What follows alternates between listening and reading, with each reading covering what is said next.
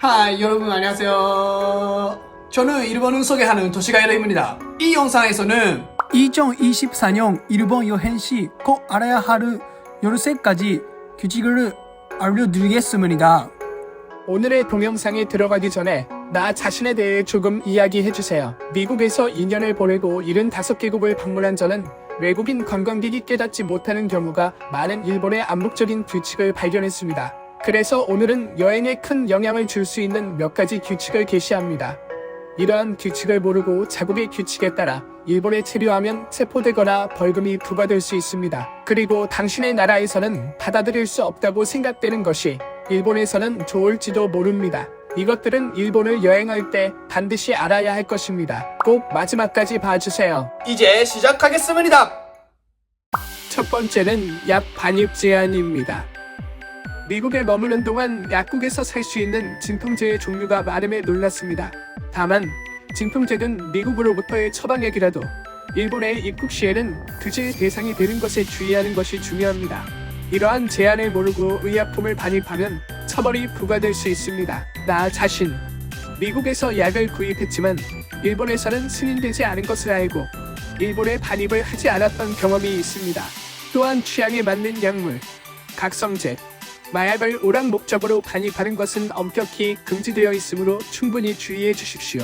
일본에는 의약품에 대한 엄격한 규제가 있으므로 여행 전에 일본 정부의 공식 웹사이트를 확인하신 것이 좋습니다. 두 번째는 자동차는 좌측 통행입니다.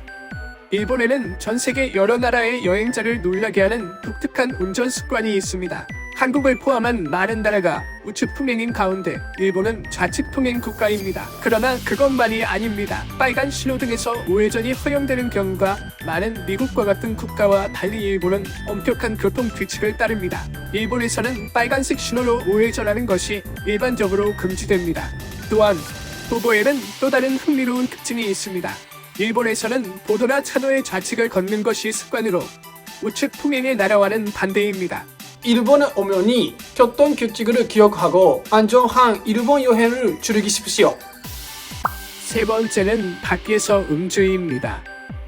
내가 미국에 살았을 때 두드러진 문화의 차이 중 하나는 야외 음주에 관한 규칙이었습니다. 많은 장소에서 공공장소에서 맥주와 와인을 즐기는 것은 종종법을 위반했습니다. 그러나 일본에서는 야외에서 음주할 수 있습니다. 일본에서는 이 전통은 하나미의 계절에 특히 두드러집니다.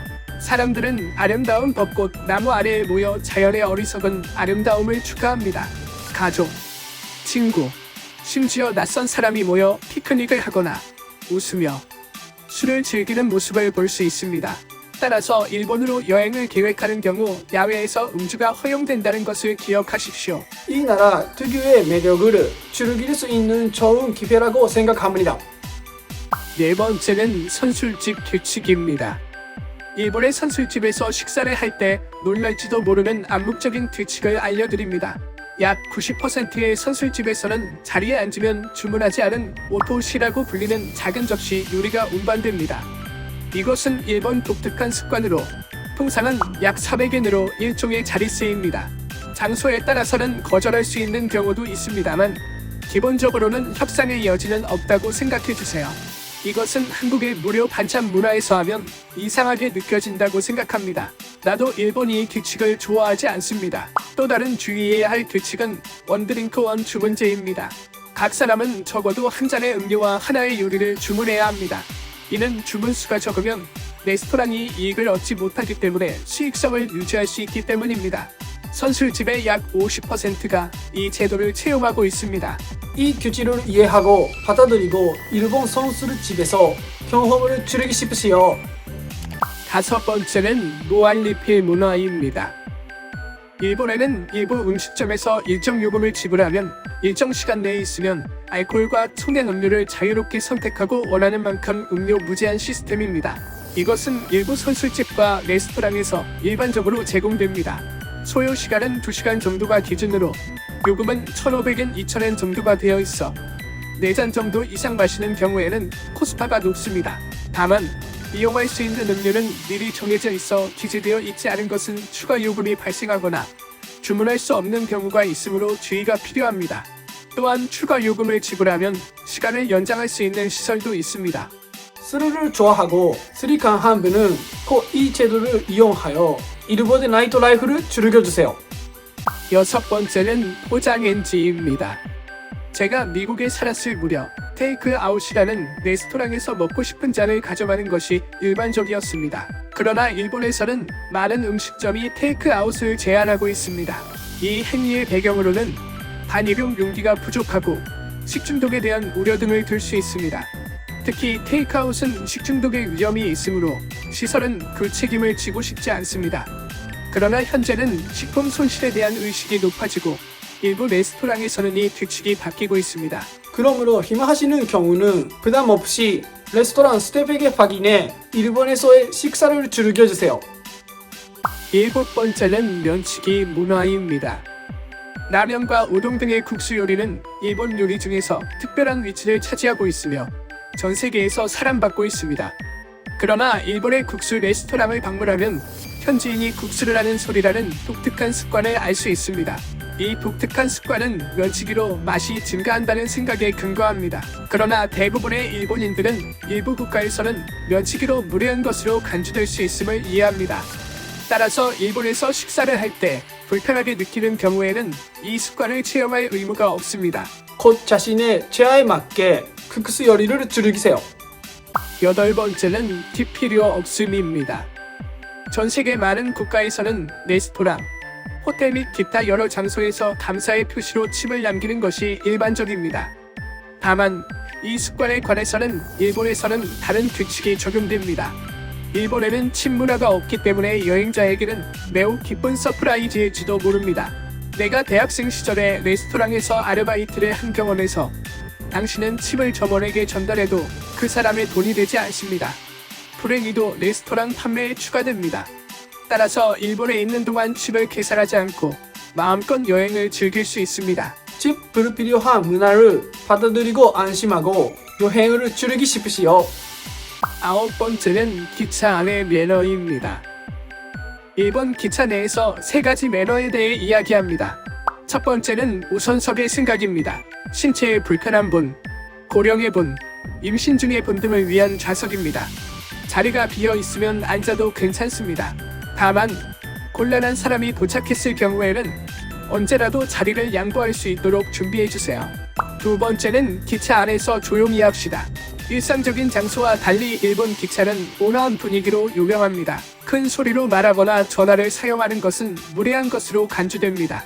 많은 외국인 여행객들에게는 기차 안이 사람으로 가득 차는 것에도 불구하고 환경은 놀라울 정도로 조용하기 때문에 독특한 경험이 될 것입니다. 마지막은 소지품 관리에 관한 것입니다.